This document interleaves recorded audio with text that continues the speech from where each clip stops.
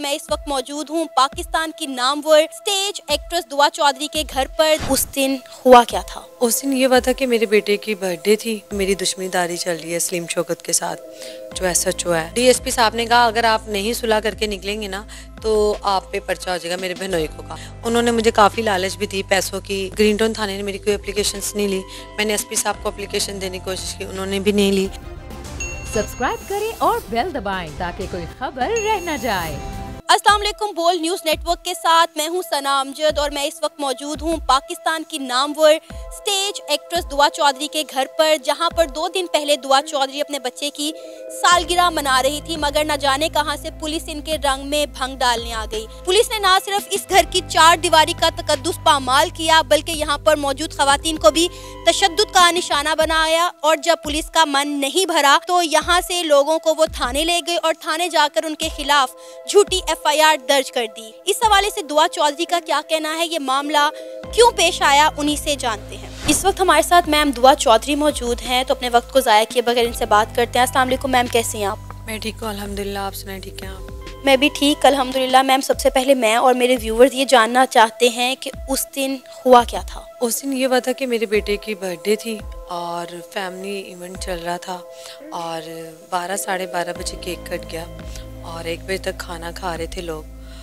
Guest सारे, और कुछ लोग जा रहे थे मेहमान। उतनी देर में डॉल्फिन पुलिस आती है तो हम उनसे पूछते हैं आप क्यों गली में खड़े हैं, तो वो आगे से कहते हैं कि आपको बताते हैं, आप अपना इवेंट अटेंड करें, आप ऐसा कोई मसला है। जब हम उनकी बाइक को देखते हैं उनमें नंबर प्लेट नहीं लगी होती तो हम थोड़ा परेशान हो जाते हैं, क्योंकि मेरी दुश्मनीदारी चल रही है सलीम शौकत के साथ, जो SHO है, और अजीम शौकत के साथ, और उसके भाई सलमान के साथ मेरी शादी हुई थी, जो कि मुझे निकाह नामा और ना तलाक नामा आज तक नहीं मिला, जिसका केस अभी चल रहा है। IG साहब को मैंने एप्लीकेशंस भी दी हैं कि ये मतलब तशख़ीस चेंज करवाने के लिए, क्योंकि इचरा थाना सब उनका था। तो उसके मामलों से मैं थोड़ी परेशान होगी कि उन्होंने भी मुझे धमकी लगाई है। तो ना तो मेरा कोई किरदार गंदा है, ना तो मैं कोई गलत मेरा कोई सीन है। उन्हें कुछ मिला नहीं मुझे जलील करने के लिए। उन्होंने सोचा कि अपने बेटे से बहुत प्यार करती है, हम इसका इवेंट ख़राब करते हैं। तो मुझे सब घर वालों ने कहा भी था कि मुझे थाने में इत्तला कर देनी चाहिए, मगर मैंने सोचा ये छोटा सा फंक्शन नहीं, कौन सा कोई बहुत हाई फाई में जंट्री का, जिसमें मेरी कोई फ्रेंड नहीं थी, कोई लड़का नहीं था, मतलब कोई शोबिज़ का बंदा नहीं था। मेरे मामू थे और हम लोग, वीडियो भी हमारे पास मौजूद है जो बनी है इवेंट की। उसके बाद हमने उनसे कहा, डॉल्फिन वालों से, मेरे अंकल ने और मैंने, कि आप क्यों खड़े हैं, आप जाएं। उनका आप इवेंट अटेंड करें। तो मुझे बाद में मेरी सिस्टर ने कहा नंबर प्लेट भी लगी, उन्होंने मुँह पे मास्क चढ़ाए में, तो हमें गड़बड़ लग रही है। मैंने कहा ऐसे खड़े हो जाते हैं, क्या पता हमें इतना हमें तंग नहीं करे तो हमें क्या ज़रूरत है। हम लोग ऊपर अपना मगन हो गए।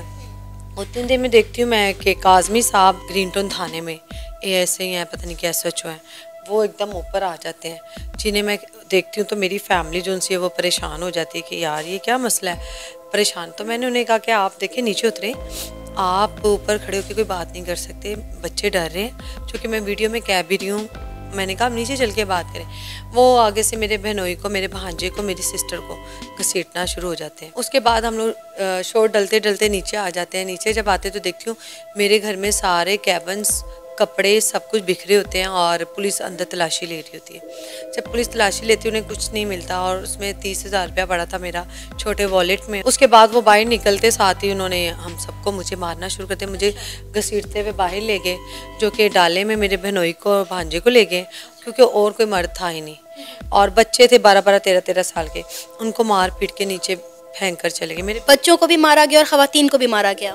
हाँ जी, आपको मैं अभी दिखाती हूँ, मेरे बेटे को भी मारा, उसके घुटने में भी चोट है। तो उसके बाद जो थे बाइक पे जो थे लोग, उन्होंने मुझे बहुत ज़्यादा मारा। मारने के बाद मेरे गले से चेन, और साफ पता चला मेरी बेटी को भी थप्पड़ मारे और इन्होंने इस तरह किया। उसके बाद मुझे सलीम शौकत के भाई छोटे का मैसेज आता है कि आपको अभी हमने नंगा किया है, लाहौर की सड़कों पे आपको नंगा करेंगे, अभी तो शुरुआत है। मेरे एकदम जेन गया, मैंने कहा फिर ये नहीं कहे। उन्होंने कहा कि हम वार करेंगे, सामने से करेंगे, हम परेशान। फिर हमें पता चल गया कि हमारे पे कार्रवाई हुई है। हम थाने चले गए। थाने में मेरे भाई बहनोई को बहुत मारा, आँख सारी खूनो खून होगी। भांजा मेरा ब्लड की उल्टियाँ करने लग गया। उसे इन्होंने घर पे छोड़ दिया और हमें थाने बुला लिया। थाने बुलाकर इन्होंने कहा आप अपना बहनोई ले जाएं, जो कि बहनोई की काफ़ी आँख ख़राब हो गई थी। हम हॉस्पिटल लेके उन्होंने आगे मुंशी हॉस्पिटल है वहाँ पे मेडिकल के लिए भेज दिया। बहनोई की तबीयत ख़राब, सर्दी लग रही थी। हमने कहा चले हम सुबह आएंगे 8-9 बजे तो हम फिर दोबारा से मेडिकल करवा लेते। उतनी देर में मुझे शमून साहब हैं न्यूज़ के मीडिया के बंदे, उनकी कॉल आती है, मेरे भाई बने। उन्होंने कहा दुआ आप डीएसपी साहब आपसे बात करना चाह रहे हैं। मैंने जब बात की तो डीएसपी ने कहा आप दुआ मेरे पास हैं, अपने बहनोई और सिस्टर को लेकर आएँ और इंशाल्लाह मैं आपके हक़ पे, मैंने सुना है आपके साथ बहुत ज़्यादती है, आपके भांजे को मारा गया, तो मैं उसी टाइम इसको पर्चा करूँगा। हम लोग चले गए। हम जब वहाँ गए तो वहाँ डीएसपी साहब मुझे दोस्ती और सुलह मारने लगे। मैं आपके घर आऊँगा, चाय पीऊँगा, आप सुलह कर लें, आप कोई मतलब केस ना करें, गलती होगी, पता नहीं चला मैंने उसकी वो बेइज्जती की है काज़मी की, तो ये वो। मगर मुझे पता फिर चलता उधर ही कि जो काज़मी है ना वो सलीम शौकत का बैचमेंट है। मेरे जो हस्बैंड है ना उनके बड़े भाई सलीम शौकत, ठीक है, मैं उनका वो बैचमेंट है। तो मैंने कहा सर ये तो बेसर से ज़्यादती है। तो ये बात उन्हें भी पता चल गई कि कार्रवाई करवाई गई। डीएसपी साहब खुद माने इस बात। उन्होंने कहा हमें किसी मामले का नहीं पता था, तो आपके साथ ज़्यादती है।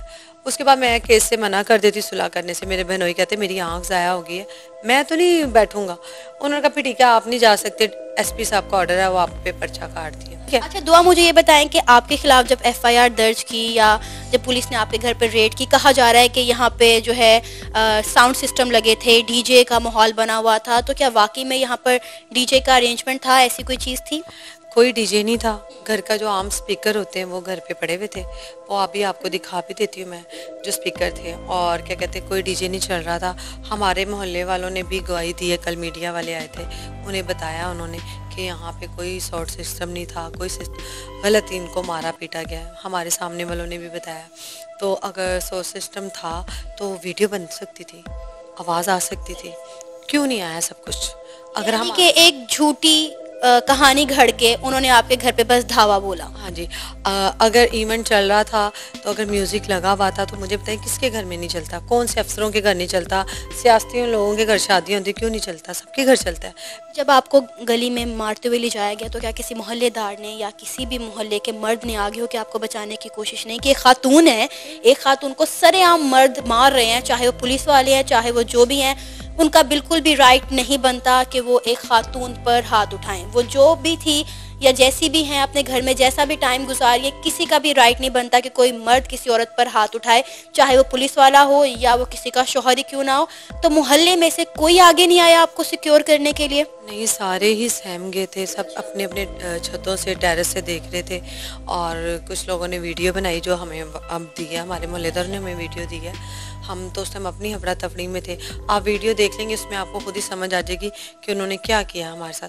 अगर उन वीडियो में अब तक कोई मर्द सामने नहीं आ रहा जिन्हें पुलिस ने पकड़ा। आप मुझे बताएं ये कौन सा इवेंट है जहाँ पे बहनोई को, मियाँ बीवी को और बच्चे को पकड़ा जाता है? ये गलत काम हो रहा है। वहाँ पे क्यों नहीं गैर लोग और गैर लड़की क्यों नहीं पकड़ी गई? आप ये देखें ना कानून का। इस सरासर सलीम शौकत ने और अजीम शौकत ने मेरे पे इल्ज़ाम लगाने की, मुझे गंदा कर, क्योंकि उनके भाई की वीडियोस आप मेरी फेसबुक चेक करें, उसमें उसके भाई मेरे पाँव चूम रहा है। उसका भाई के साथ मेरी वीडियोस तस्वीरें हैं जो कि वो मुझे कहते हैं डिलीट कर दो। मैं नहीं करती। मैं कहती जब तक वो मेरे सामने नहीं आएगा, मुझे डिवोर्स नहीं देगा, तब तक मैं अपनी ये वीडियो नहीं डिलीट करूँगी। जिसकी वजह से उन्होंने कहा ठीक है। उन्होंने मुझे काफ़ी लालच भी दी पैसों की और देने की कोशिश की, मगर वो मैंने नहीं लिए। और मैंने उन्हें कहा सलमान मेरे सामने आएंगे तो मैं करूँगी। तो आपकी किसी और से दुश्मनी इनके अलावा? मेरी किसी से दुश्मनी नहीं है, ना तो किसी लड़की से, ना लड़के से, ना मेरे पहले हस्बैंड से जिनके मेरे बच्चे हैं, उनसे भी मेरी कोई दुश्मनी नहीं। वो बड़े मासूम लोग हैं। इस हादसे के बाद भी आपको कोई थ्रेट्स वगैरह आ रहे हैं, कोई कॉल, कोई धमकी? मैं आपको अभी मेरे बेसिकली सलमान की कुछ फैमिलीज़ के नंबर मेरे साथ अभी भी सेफ़ हैं। वो मेरे स्टेटस देखते, मैं उनके देखती हूँ। जिस स्टेटस पे वो लगा रहे हैं तो मैं आपको वो स्क्रीनशॉट भी दिखा देती हूँ कि मुझे धमकियाँ और मजाक उड़ाया जा रहा है। अभी तो शुरुआत है, अभी तो तुम भाग लो जितना भागना, हम तुम्हें नंगा करके भगाएंगे, ठीक है? और तुमने तो हमारे साथ जो किया था, हम तुम्हारे साथ सामने आके करेंगे। पुलिस भी इस तमाम तर कार्रवाई में मुलविस है। इंसान जब किसी हालात से मजबूर होता है तो पुलिस के पास जाता है।